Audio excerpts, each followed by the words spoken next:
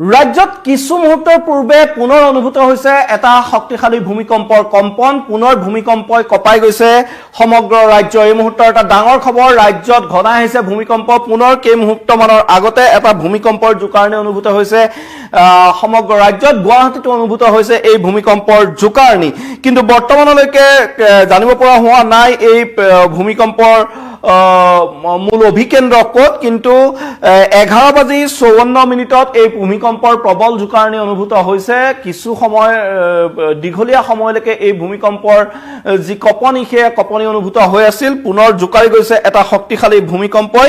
এতিয়ালৈকে ভূমিকম্পৰ অভিকেন্দ্ৰ ক'ত সেয়া জানিব পৰা হোৱা নাই কিন্তু আমি ইতিমধ্যে চেষ্টা চলাই আছো যে এই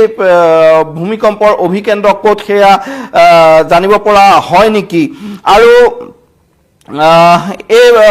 ভূমিকম্পৰ অভিকেন্দ্ৰ ম্যানমাৰ বুলি জানিব পৰা গৈছে এই মুহূৰ্তত আমাৰ হাতত যি খবৰ আহি পাইছে সেই খবৰ মতে এই ভূমিকম্পৰ যি অভিকেন্দ্ৰ সেই অভিকেন্দ্ৰ ম্যানমাৰ আৰু ভূপৃষ্ঠৰ পৰা 10 কিলোমিটাৰ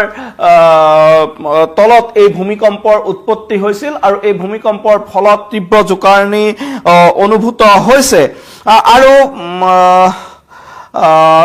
সমান্তৰালকৈ কিছু নতুন তথ্য আহিছে দেখা গৈছে যে বিশ হোম অৰুণাচল প্ৰদেশত এই ভূমিকম্পৰ মূল অভিকেন্দ্ৰ যি তথ্য আহিছে সেই তথ্য অনুসৰি দেখা গৈছে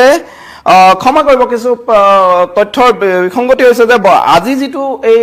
11:54 এই ভূমিকম্প অনুভূত হৈছিল সেই ভূমিকম্পৰ অভিকেন্দ্ৰ আছিল ম্যানমাৰ আৰু কালিও অৰুণাচলত এটা শক্তিশালী ভূমিকম্প অনুভূত হৈছিল আৰু এই ভূমিকম্প 7.2 ৰিক্টাৰ স্কেলত যথেষ্ট শক্তিশালী এই ভূমিকম্প আছিল এই ভূমিকম্পৰ ফলত অসমতো দীৰ্ঘ সময়লৈকে ইয়াৰ কম্পন অনুভূত হৈছে আৰু ম্যানমাৰত ইয়াৰ যেহেতু অভিকেন্দ্ৰ বুলি জানিব পৰা গৈছে আৰু 7.2 যথেষ্ট শক্তিশালী এটা ভূমিকম্প এই ভূমিকম্পৰ ফলত কিমান ক্ষয় ক্ষতি হৈছে তাৰ খবৰ এতিয়ালৈকে অহা নাই কিন্তু গুৱাহাটীতো যথেষ্ট দীৰ্ঘ সময়ৰ বাবে এই ভূমিকম্পৰ কম্পন অনুভূত হৈছিল আৰু তাৰ সমান্তৰালকৈ যদি চাওঁ আমাৰ হাতত আহি পৰিছে উত্তৰ পূৰ্বাঞ্চল কেইবাখনো ৰাজ্যত এই ভূমিকম্পৰ কম্পন অনুভূত হৈছে সমান্তৰালকৈ চীন বাংলাদেশতো এই ভূমিকম্পৰ কম্পন অনুভূত হৈছে যথেষ্ট শক্তিশালী এটা ভূমিকম্পই জোকাৰি গৈছে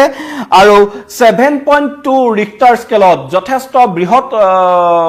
এটা ভূমিকম্প বৰ ভূমিকম্প বুলি ক'ব পাৰি ইমান 7.2 যথেষ্ট